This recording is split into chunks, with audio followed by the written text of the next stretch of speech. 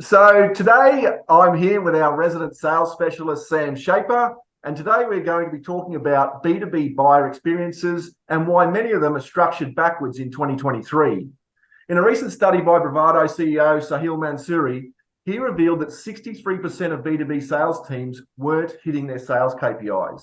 One of the reasons you could argue that B2B sales are challenging in 2023 stems from the fact that many sales processes are currently structured backwards. Sam, would you care to share some ideas on what you mean by these backwards selling processes and why it's not working in the current marketplace? Yeah, for sure. As you alluded to, a large percentage of B2B companies are structuring things backwardsly, in my opinion, and the stats seem to back that up. And it's simply because, in my observation, that the buying experience and the sales process is being built around the company and not the buyer themselves. So rather than building the buying journey in the way the buyer wants to buy, by asking them, hey, what's your preferred path to purchase? They go, how can we try and squeeze people through to make as much revenue as possible? So the entire thinking is backwards, which then relates and translates into backwards KPIs, such as like a company that I worked with a few years ago would have, say, a KPI of 10 pitches a week, which on paper sounds good, right? If you hit your 10 pitches a week, you might get your 2 or 3 sales, etc. But there was no quality control or quality measuring around those KPIs. So you could do 10 pitches a week, but if those 10 pitches were to 7 unqualified businesses and you made 3 sales, why not just pitch 5 qualified businesses and make the same amount of sales, yet free up more of your calendar to do things like prospecting and more revenue generating activities, rather than wasting time just hitting these arbitrary KPIs, which is built on the mindset of people are numbers. We just need to get X amount of numbers into the pipeline, X amount of numbers into this, and that'll give us X amount of revenue, rather than thinking of the buyers as people and how can we get the people enjoying the process of working with us. Yeah, 100%. Yeah, it's an interesting one there because I know for a fact that I've been involved in so many situations where we've been dealing with a team of, in a sales sense, and we've been driving leads to them. And while some of them have got a qualification process in place, there is obviously a big variety in the quality of the leads that come through. And if you're not putting a process in place to ensure that you've got some quality to those leads that are coming through, you certainly end up in a situation where your chances of converting go way down because they're just not at a point in their buying cycle where they're ready to take action, and or they haven't really identified the problems that they're clearly facing sufficiently well enough, and they haven't been given a platform to understand that there is a possibility that they can solve those problems, and having someone bring that opportunity to them. But again, a big thing I see there is just that lack of lead quality. I mean, how do you see it playing out in real business? Yeah, definitely. I guess it ties into the old MQL mindset, which has been drummed in around an MQL standing for marketing qualified leads, drummed in by attribution software companies and things like that that want to sell you their attribution software. So they want you to buy the idea that if you get 100 leads, out of that 100, you might have 10% that are qualified, and out of that 10%, you might get 2 deals. Therefore, you want to drive as many MQLs as possible. Which is, again, it's just backwards thinking, because you could drive 1,000 leads and have only 10 be qualified or even remotely qualified. So the method of generation or the method of lead generation is really, again, is focused on the company rather than the buyer.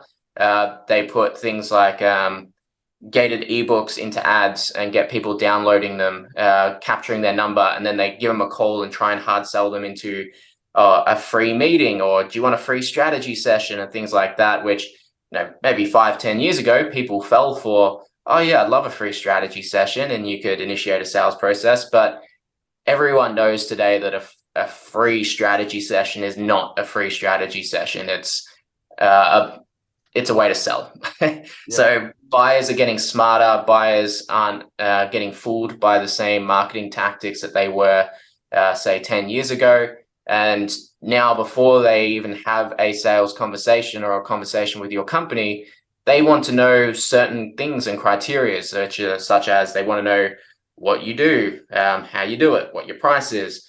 They want to have all this information firsthand before they initiate a sales process, whereas the actual marketing side of things and the sales process that companies are building is trying to force people into meetings when they don't want to be in them, which wastes salespeople's time, it wastes prospects' time, and that's probably why Gartner shows that 89% of sales reps report burnout. So the sales reps aren't enjoying the process, they're getting burnt out. The buyers aren't enjoying the process because they're sick of being hounded by salespeople in the market. So everyone involved is not enjoying the process and hating the process, yet companies just look at how many leads, how many sales, how much revenue. Okay, let's increase the amount of leads, even if the lead quality is suboptimal. Yeah, okay. Well, it's interesting because, again, coming back to that agency model, I found one of the real disconnects that we'd often experience is as a marketing agency delivering a solution for providing leads to a business. And quite often there wasn't the interaction between the sales team and the marketing, the lead generation that we were doing. And as a consequence of it, we, for the businesses that allowed us to get involved with that whole process where we could step through and put together a system that really worked consistently, it worked great. But for a lot of businesses, they were just literally trying to get leads in by whatever method they could, and their follow-up process for converting those leads through from an initial touch point through to a sale were often skewed. So being able to tie that together in a fashion that makes sense from first entry point to when they start talking with you, right through to that finish point where they're ready to make a purchasing decision, having that really tied together makes a big difference. I mean, have you come across the same sort of thing? Yeah, definitely. It's like the age-old battle between marketing and sales. Each one wants to point their finger at the other. So marketing's driving shitty leads, and sales, well, marketing says sales isn't selling hard enough or doing a good enough job. So it always pits the two against each other because they have contradicting KPIs again. Sales is scored on obviously revenue primarily, but then amount of meetings and stuff like that. But if those meetings aren't equating into revenue, they're still copying the hit and copying the slack from management. Whereas marketing is scored on how many leads they produce, and those leads don't have any quality control. So it's not like they're scored on how much pipeline is produced. They're scored on how many contact details can you get into our database, which then leads them to doing activities such as gated ebooks and things like that into market, so they can just collect a database of phone numbers and emails of people that don't want to talk to sales, to then hand over to sales, to then get sales to do sales. So then sales end up speaking to a bunch of people that don't want to talk to them. They then blame marketing, and marketing says, oh, well, we gave you the leads. So like incentive structure and KPI structure is just backwards. So that getting that alignment between the two parties, or ideally sales potentially being able to generate their own pipeline, it would be the first step. But then understanding that just because even if you are utilizing an ebook or driving some low intent leads, MQL leads, understanding that just because they've put their hand up to get a piece of information doesn't mean they've said, I want to buy. And if you then go in with an aggressive sales approach of, well, we do this and we do that, we can help you do this, automatically their walls go up, sales resistance goes up, because they're like, oh, well, I'm just speaking to another salesperson, I don't want to talk to them, and then you've blown the chance. Whereas if you understand that you still at that point have to create some demand or manufacture the demand so that they raise their hand to say, hey, yeah, what you guys do is actually quite interesting. I want to have a chat with you about how you can help me solve my problems. If you can't get a prospect to that point, and you just try and start selling from the get-go, which a lot of sales organizations do, then you're only really speaking to that top 3% of the market that are already problem aware and looking for solutions, and you're going to burn 97% of the market. Yeah, 100%. It's interesting because the one thing that you are being clear on is that you really do need to focus in on having a sales process that you can follow consistently. But what you're talking about there also is the pre-works that go into play to make sure you're positioning yourself as a trusted advisor to support them through the process of solving the problems that they've got in their business. And taking that approach and having a system that can I guess, take them again from that initial step of having an introduction to who you are and how you can potentially solve their problem, right through to that putting together a specific tailored system that's actually going to solve their exact problems, and having a process that takes them from that not knowing you at all to accepting you as a trusted advisor and the person they're going to buy from. So Yeah, definitely. And I'm not saying you need to, just sit there and wait for people to say, oh, hey, I want to buy your stuff. Obviously, you need to be proactive in sales, and you need to drive your own pipeline, move people through stages and move people through steps. But the mindset around that is probably the key difference, in that you're not driving them through just so you can hit a number. I'm not trying to push you into a meeting so I can hit my meeting KPIs. Because if I don't hit my meeting KPIs, my boss is going to fire me. I'm moving people through the stage where they're at, and speaking to the buyer at the stage that they're at. If I haven't uncovered a problem, like if I obviously, and a lot of scammers and cold call centers do this approach where they just call and they try and, Paul, do you want to buy this latest investment vehicle? It's getting X amount of percent every single month, blah blah blah. People have been called and scammed by those sort of centers for years. So especially in B2B sales, when you're dealing primarily, depending on what sort of tier of the market you're going after, with potentially C-suite executives, managers, people that are experts and knowledgeable in their field, if you go in with a old school 1980s sales approach, like Wolf of Wall Street style, you're breaking trust, you're showing you're not an expert, you're showing you're just a salesperson, and you're devaluing yourself in the eyes of the market and the eyes of the prospect, which ideally a B2B sales career, your career should be getting easier as you progress, because you're building networks, building relationships, to the point where 5-10 years into your career, when you've got something new that's a solution, you can go, oh, this solution would be perfect for Paul. Hey, Paul, I've got something for you. And that trust has already been built throughout the career for me to just call you up straight away. Whereas if you just keep slamming people in the market and being like, and selling crap, essentially, you'll never build a reputation, never build a career, you'll never build expertise in a specific field, and you'll just never have that relationship. So your sales career is always going to be a grind. Yeah, 100%. A while back in that conversation, you referred to, I guess, people being at different stages and where they are in a buying cycle. And I mean, just so people understand, like at any point in time, there's probably only 3% that are actually problem aware, ready to buy, ready to go.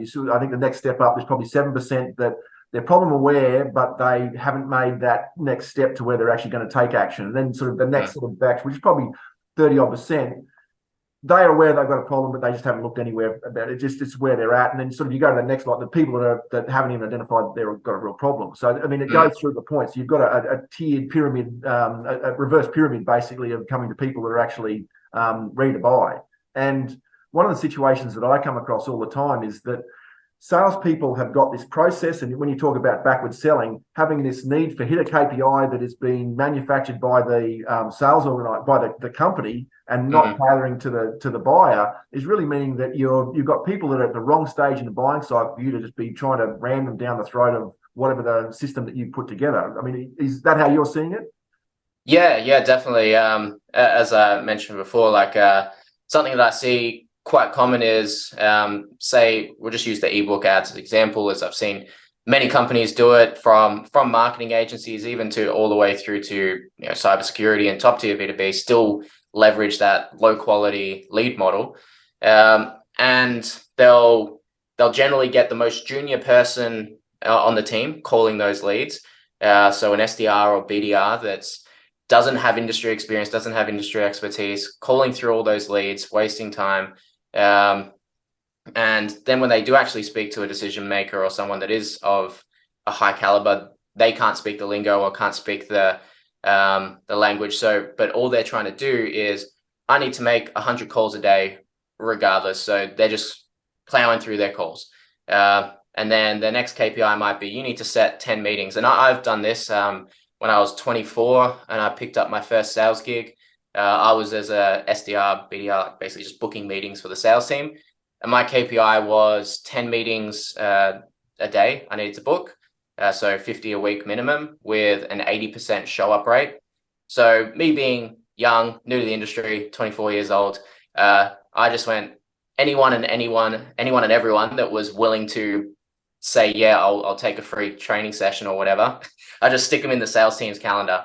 And it resulted, like the first 2 months really just resulted in the sales team being busy. They weren't making any more sales. They were making more calls and more pitches because I was booking all these calls in with anyone and everyone that had come through and just trying to make it sound really enticing. But the sales team weren't producing any more sales because the people I was booking through weren't qualified. But I was just trying to hit my KPI, so I didn't care. But then when I realized, oh, wait, like it's not actually helping the company by me just sticking anyone and everyone in the calendar, I started to, of my own volition, started to put in qualifications into my script and into the process I was taking prospects through, which took like when I started, the sales were hitting around 15 sales a month. Then it did have a little bump. It went to about 20 or so when I was just booking anyone and everyone, because sheer volume, you're obviously going to get a few extras in there. But when I started layering these qualification processes and really focusing more so on, and I still hit my KPI, but I would have to work very hard because of the lead quality. That's another story. But when I started focusing on the qualification and trying to find the best people for sales to talk to versus just hit my 10 bookings a day, then the sales jumped from 20, or roughly around 20 to 22, to the next month we hit 48 sales. And then it steadied around that sort of 40 to 50 mark for the next like 3 months. So the sales automatically jumped when we had a focus on qualification and quality versus quantity. Yeah, 100%. Well, you're talking about a threefold growth there that's happened just purely because you've shifted that process and you've added a qualification system into the sales process to make it so you're actually having the right conversations with the right people, more of the right conversations with the right people. Yeah, definitely. And I had the same experience recently, about probably 3 years ago, with a marketing agency where their KPI was hit 10 pitches a week. And I was on the sales side at that time, but there was no bookers, so we were doing the booking and the sales component. But the leads that were driving through, and this is prior to initiating outbound, so I was getting the outbound motion in play, but the leads that were driving through, just like obviously, as you know, to get results with digital marketing, certain things need to be in place for a business. The businesses we were speaking to, majority of them just didn't have those things in place. So I was booking maybe 2 or 3 meetings a week, but closing 1 to 2 of them. So the actual close rate was high, but the manager was so fixated on you need to do 10 pitches a week, even though it was getting the same result as me just doing the 2 or 3 meetings a week. Because if I did start hitting the 10 pitches a week number with the sort of lead quality and the people we were speaking to, it would have just been speaking for the sake of speaking, pitching for the sake of pitching, versus how can we move the needle so that I can speak to 10 quality prospects a week. Like as I said at the start, I'm all for pitching 10 times a week because the more times you're obviously speaking to qualified prospects, the more chances you have of closing deals. But pitching for the sake of pitching is different to understanding there's something breaking down in our qualification mechanism, our pipeline here, because we're not producing enough qualified pipeline to get our sales team speaking to enough of the right people each week. Where is that breakdown and how can we fix that versus just shove more people in the calendar? It's an interesting one because one of the facets of marketing that I came across years ago was understanding the moments of truth that you have within your connection with your customers and your buyers, and being able to look at each of those prime touch points or milestones that you come across where you've got the opportunity to exceed someone's expectations by actually looking at what are the things that I can introduce here that don't make me feel salesy, offer value, demonstrate that I understand you and can deliver benefit, but also just give them a great experience at each of those touch points. And I found that one of the most important facets of really streamlining any sales process is actually laying out those milestone moments of truth, understanding exactly where they are, and just looking at go, what's the best possible experience we can deliver right here? And just by following that simple mechanism of identifying those moments of truth where you've got the opportunity to engage and really following through with those so that they have a great experience each and every time. And you can have follow-up loops that obviously move, and you actually, as you progress through that milestone, that's a great experience. And then you've got your next touch point where you've got another opportunity to deliver that same level of value. So it certainly makes a big difference. Yeah, and it's the mindset behind it, right? Like you're building it for the buyer, not for the company, not to hit these arbitrary KPIs, but how can we move buyers through a buying experience that resonates and relates to them, that they enjoy going through, that they get value from, that they benefit from. And if someone doesn't have a problem you can solve, why book them into a meeting just to hit a number? Like, find a problem first. That's like I had a manager once say to me, like, a salesperson's job is to convince people to buy from us. And I was like, oh, that just rubbed me the, and needless to say, like I left that company not too long after, because it just completely rubbed me the wrong way, because I see it completely different, in that your first job is obviously to help a potential prospect become problem aware, whether you're aware of their problems or they're aware of their problems, help expand those problems, get them sold. So the first sale you need to make is they need to be sold in solving that problem, and then potentially introducing your solution to solving that problem. But if they're not sold already on, I need to solve this problem, if you haven't moved it up the priority ladder for them, then you're going to fall into just the commodity bucket, which I see with like agencies specifically, but SaaS as well all the time, where an agency might be perceived by the company as a nice to have, or the SaaS software or tool might be perceived as a nice to have,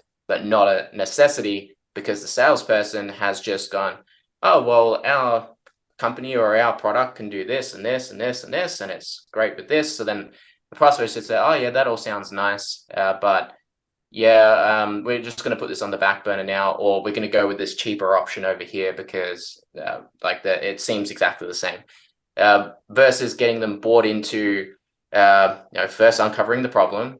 What is the big problem? What's it costing you? So whether it's a CRM or an agency, or however your solution matches the problem they're solving, whether it's inefficient sales systems or poor quality lead flow, recognizing that a problem, realizing what that's costing them, and then once you realize what that's costing them, then introducing your solution. Once they've gone, oh yeah, this is actually costing us quite, whether it's money, time, whatever the outcome is. But until you've made that sale, that they realize that they need to change something now, introducing your problem, introducing your solution, product, service you're playing roulette, essentially. You're just hoping for luck that they go, oh yeah, that sounds good, we'll buy it, and then you might as well be an order taker. Yeah, it's interesting. I've seen a sort of similar thing with IT companies, and largely you'll have a scenario where they're a fairly tech focused company. Some of them have got strong sales teams, but others are more the people that are actually delivering solutions, are actually also doing the sales.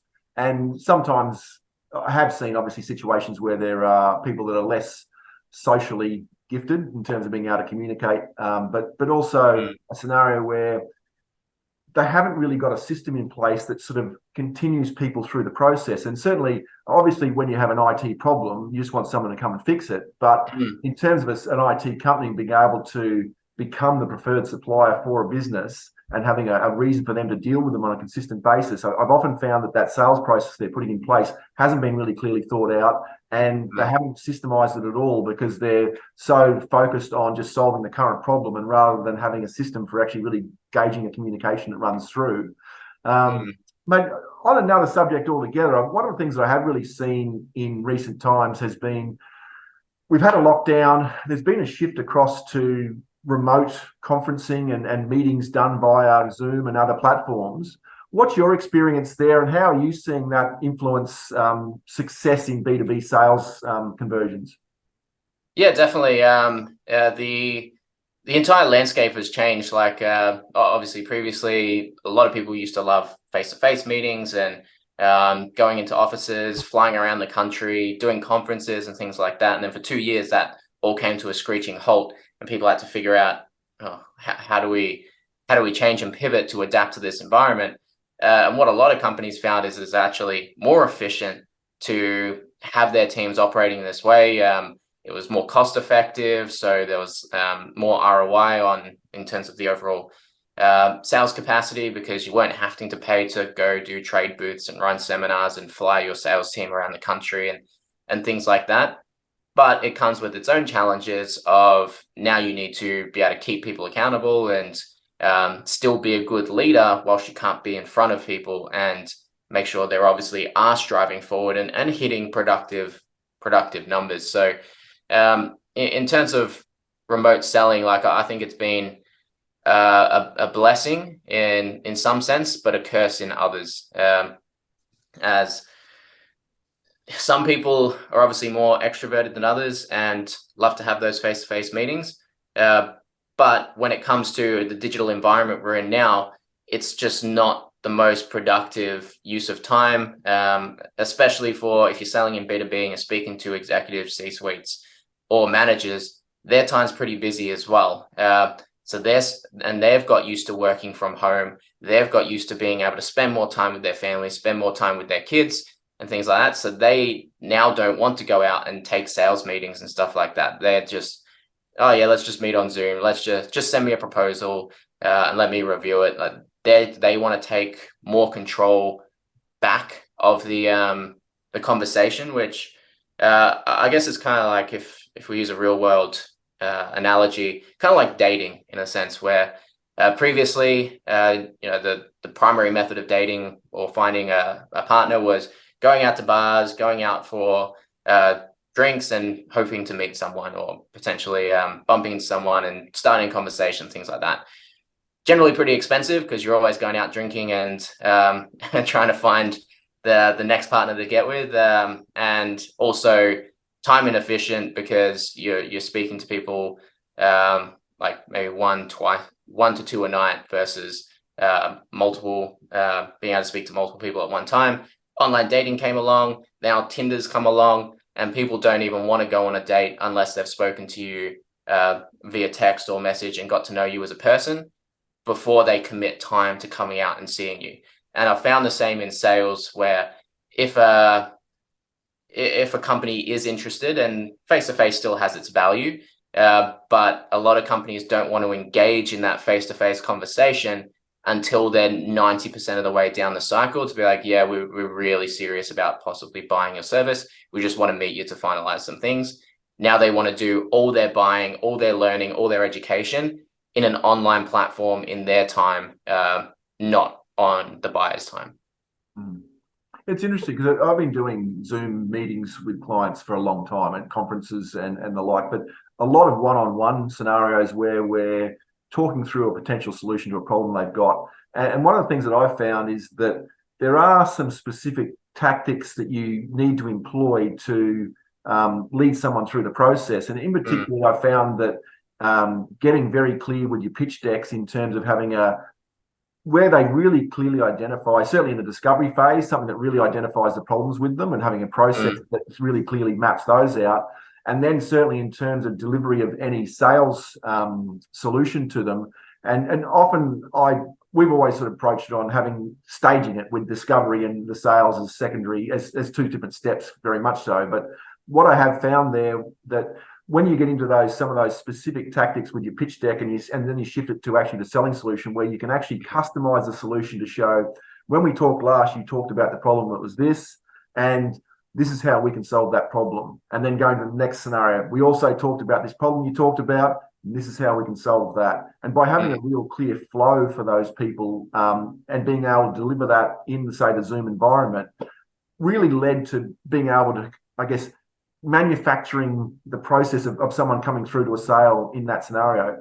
Understanding, though, that conversation maybe started 6 months ago at a point where someone identified a problem they had. They weren't ready to act right then, but we were able to nurture them through to the point that I was having a final discussion with them where we were reiterating those problems and then delivering a solution which they were then able to sign off on and move forward with to solve their problems. So, yeah. Yeah, definitely. And the component of sales collateral is, especially in remote selling, is crucial. Having clear processes plus clear education points, and whether it's sales decks, PDFs, videos, things that people, because the downside of obviously remote selling and remote conversation is through Zoom, you can still pick up a bit of body language and you can look someone in the face and obviously get a bit of a feel, but you're never going to build as strong as a connection as shaking someone's hand and sitting there with them in person, buying them a drink and things like that. So there are detractors to the remote side. There's obviously a lot of upside in terms of time efficiency and things like that, but you need to understand that those components are missing. So more trust has to be built through the process to compensate for that lack of being able to physically shake someone's hand. So that comes into your sales collateral, your pitch decks, and being able to, as we spoke about earlier, guide someone through based on where they're at, providing value at each step of the way. If they are problem aware, how can you start introducing the idea of solving that problem? What are the consequences of not solving that problem? What's it possibly costing them to not solve that problem? And then guiding them through, I remember one company that I consulted to, they were struggling to make sales. They hadn't made sales for going on 18 months. They hadn't made a new sale. And that, obviously by anyone's stretch, that's some pretty poor numbers, but they were of a reasonable size and their actual client delivery was decent. So they were retaining a lot of their clients on reoccurring models. So they had cash flow. They just couldn't bring new business in because they hadn't adapted to the new era, like what we're doing today. And when I was going through their sales system and stuff, they were putting a lot of the blame on the salesperson. One sales guy, and they were basically saying, he's not working hard enough. He's not doing this. He's not doing that. But they literally just dropped him into the role and said, go find us some sales. No collateral, no process, not even a list to start calling. Just dropped him in and said, make us some money. Which, you do get the odd unicorn salesperson that can just be dropped into the middle of the wilderness and be able to produce stuff out of nothing.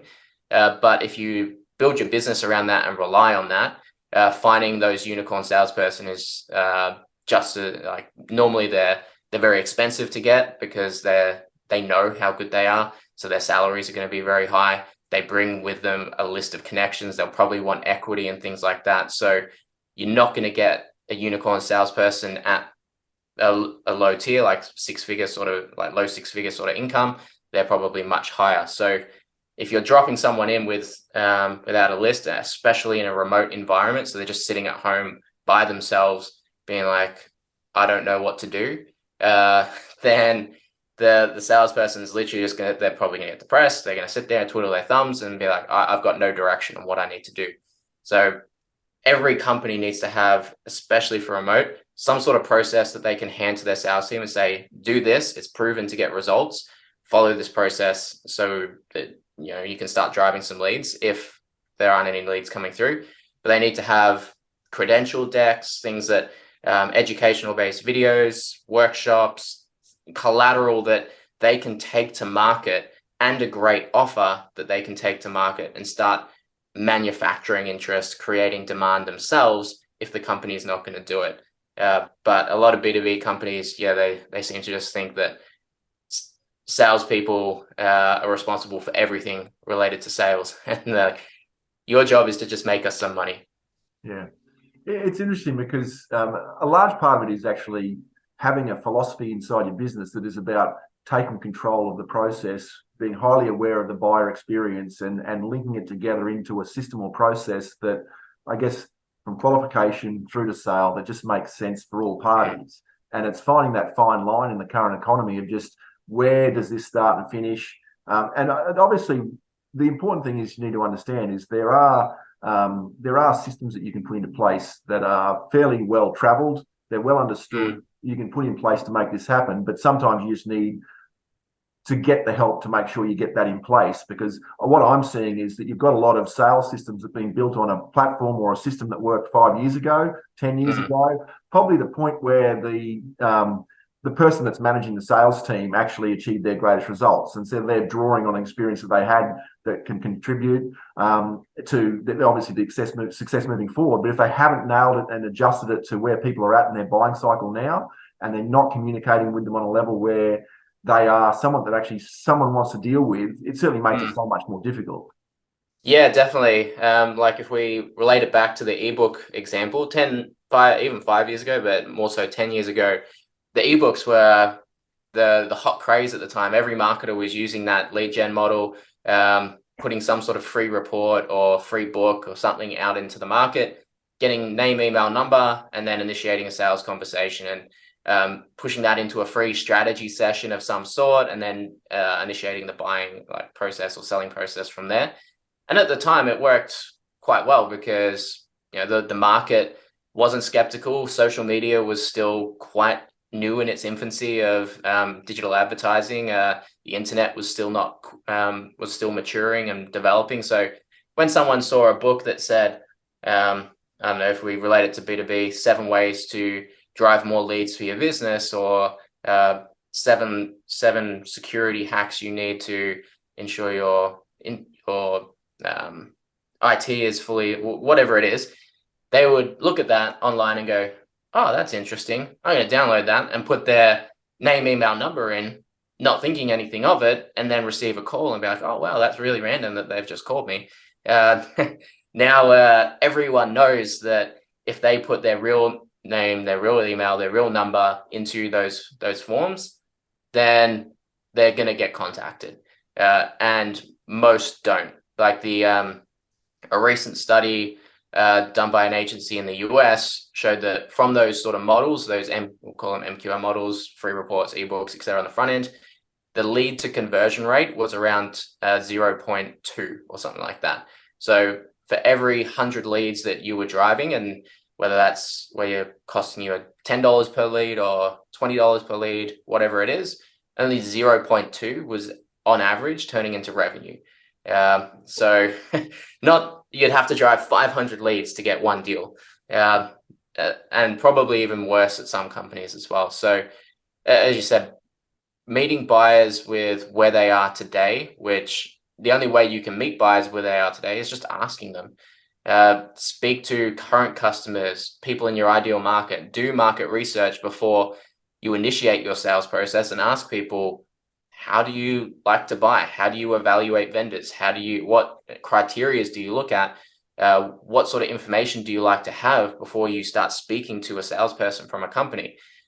Getting that sort of information front hand, so then you can build your process around that information versus, oh yeah, we ran these ebooks like 10 years ago and they got us some sales, so let's just do that again.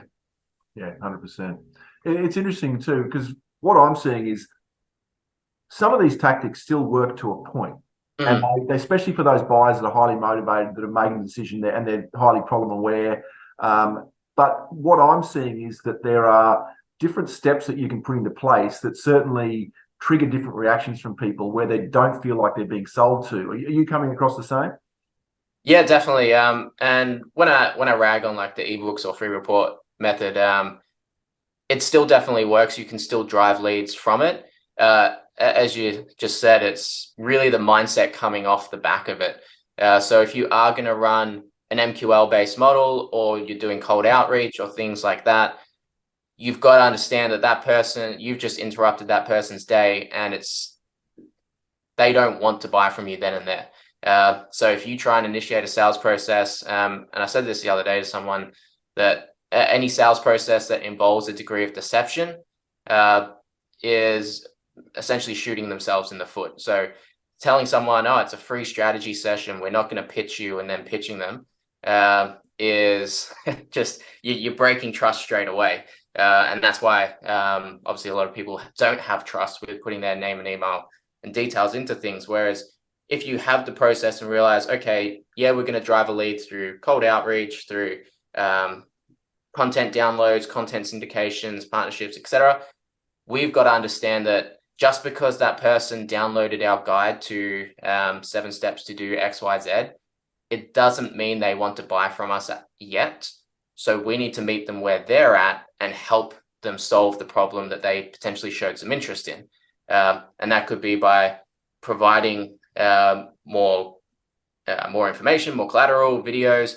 A strategy that I like to use is moving them through to a workshop of some sort that actually educates them and inspires them on the problem that they're having. Whether it's, so if it was, say, lead generation, you might drive them into a workshop on a process that's proven to generate leads and what it's costing them, etc., so that they start to paint the picture in their own mind, in their own time, in their own space, so that they're not being told that solutions to them. By the time they conclude that, then they go, I really do have a problem here. Shit, I need to speak to someone about this.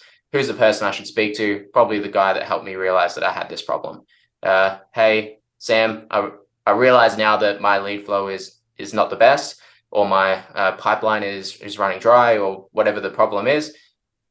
What do I need to do to solve this? How can you help me? Now I can introduce the conversation, but I've had to lead them to that point of having that aha light bulb realization moment, which again, we're not just sitting back going, hopefully they realize that they have a problem. We're strategizing and structuring the process to get them to that point. But until they're at that point, we can't start going, yeah, I've got this amazing solution. It's got this feature and this feature and that. Yeah. One of the things I've found is Australians are particularly skeptical in the sales cycle. I found Americans seem to follow a different pattern to what Australians do. So, I mean, Australians look at it immediately from a position of, what's this guy trying to sell me? You know, it's immediate reaction to, which is a repelling reaction. And certainly the Wolf of Wall Street style hard sell process that's sort of been driven down the throat of people to understand that this is sales. You can just see that there has been a fairly significant shift. I mean, what's your experience there? Especially in Australia, like I lived in America for a year in my earlier years, and I don't know what it is about the difference in cultures, but Americans, for some reason, are much more supportive, and they almost like to be sold to. They like, not all the time, and that is shifting. They don't like the Wolf of Wall Street style anymore because they've all watched the movie and they realize what it means when someone's trying to sell them like that.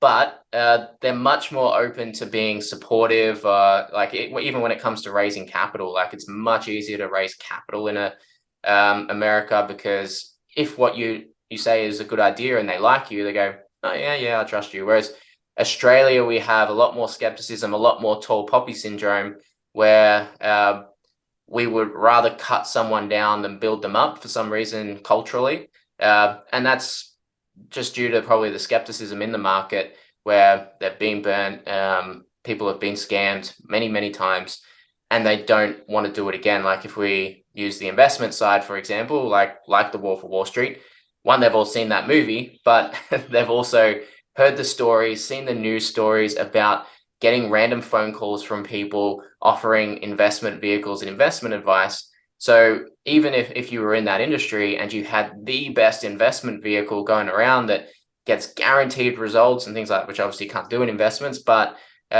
you could have the best things in sliced bread and they're still going to go, no, thanks. Because they've seen all the stories of the scams. Digital marketing as well. Obviously, a lot of digital marketing agencies have a bit of a bad rep in the market because they've promised the world and under-delivered. So now a lot of companies are very skeptical about who they listen to and take their digital marketing advice from. And that translates across pretty much all industries. And yeah, the Aussie culture is more like they may have a problem, but she'll be right. So the problem never really raises up the importance scale unless you make it. Yeah, 100%.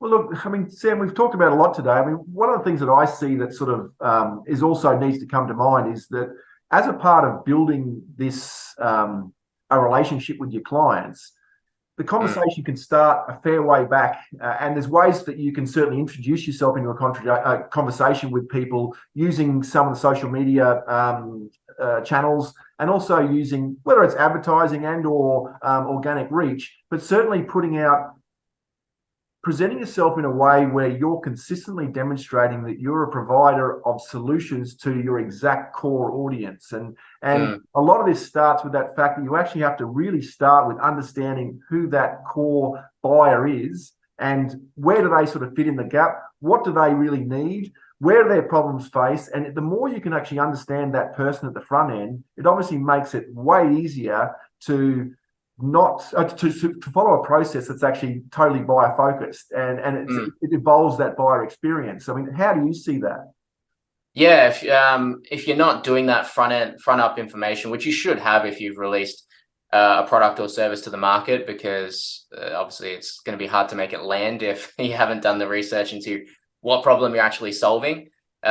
But then doing that research, as we alluded to before, on how people actually want to buy, how they want to interact, what their pains, problems, pleasures are, what's their dream state, what's their nightmare state, having a clear understanding of all of these components so that you can, as you said, start building the sales process around how your ideal market has said they want to buy versus how maybe you've sold in the past, or maybe you've that's just your method of selling and how you want to do it, and then forcing people through. It's not even becoming a choice these days. It's becoming a necessity. Like we've seen it in SaaS and the technology space recently, with so many layoffs and culls across the industry, not just in America but over here as well. Friends that are in SaaS that got made redundant and things like that in the same companies, and it's because they work off the reverse headcount sales model, the predictable revenue model. More sales reps equals more revenue. So we just hire more people, they'll bash the market some more, and then we'll be able to squeeze some more juice out of the market. Versus how can we build the process for how our buyers want to buy, create the demand, and then fill that demand with salespeople. So rather than hiring 10 people to try and create some demand, we create the demand on the front end. Then we've got, oh crap, we've got so many prospects wanting to talk to us. We need to plug another salesperson in so that we can manage this demand and capture it. Now the process can scale efficiently versus let's just hire and bludgeon the market and hopefully we can get some blood out of it. Yeah, one of the things that I've seen there that really becomes evident is being able to put a process into place for your sales, or systemizing it to a point where you've got it working to a certain level. And then that gives you a platform to be able to test and measure variance on that process, and looking at each of those touch points, the milestone moments of truth that we talked about earlier, and allowing that to, I guess, develop a system that's actually going to work for you and improve from that initial system that you've got working, and looking to refine it until it's working like a well-oiled machine. That allows you to scale without having to put 10 people on in one instance. You get the people that you need to be able to make sure that the system is actually going to get operational, and you're going to achieve a process that consistently delivers qualified leads, have a system to take them from that qualified status to a discovery session into a buying opportunity. And what I'm seeing is that a lot of businesses just haven't broken it down into those individual aspects, from what am I doing to make sure that I'm an authority in this space? How am I then going to make sure leads are finding me, and I'm actually able to start conversations through to that final process for having a sales, a clear conversion step that works consistently, that then you can act on and improve upon.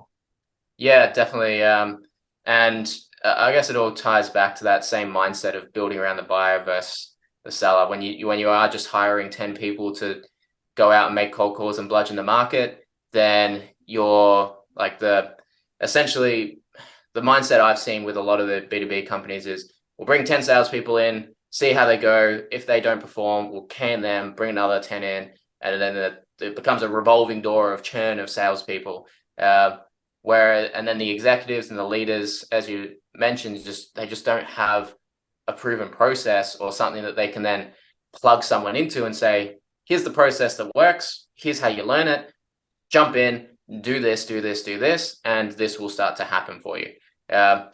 They either speak from their past experience. Maybe they're a sales manager that used to sell 10 years ago, and now they haven't been on a phone or a sales call in years, and they just drop someone in and go, this is how I used to do it, and then it doesn't work and they don't know how to fix it. So then they just blame the sales guy, versus taking responsibility.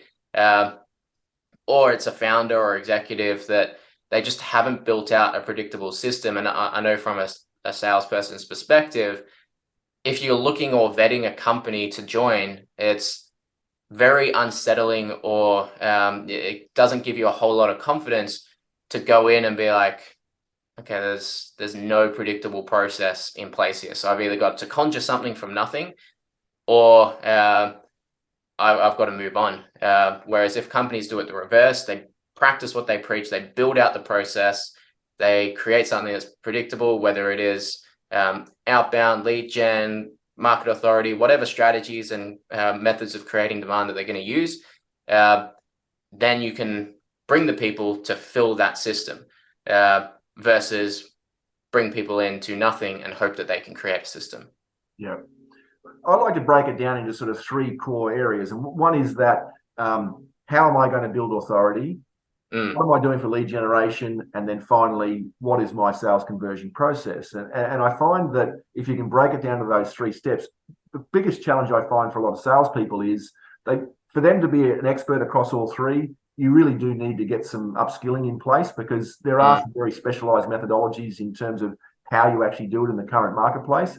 But it's something that is achievable, and it's worth reaching out to some people to get some training at different points in time, because if you can make those shifts in each of those authority building, in your leads generation and your conversion, you can certainly change what is a scenario of consistently missing your KPIs to having a system that puts you up and above to a point where you're consistently hitting it, and you've actually got people coming to you consistently for more support, because you're delivering, you're hitting their solutions, you're solving their problems, providing solutions that work for them.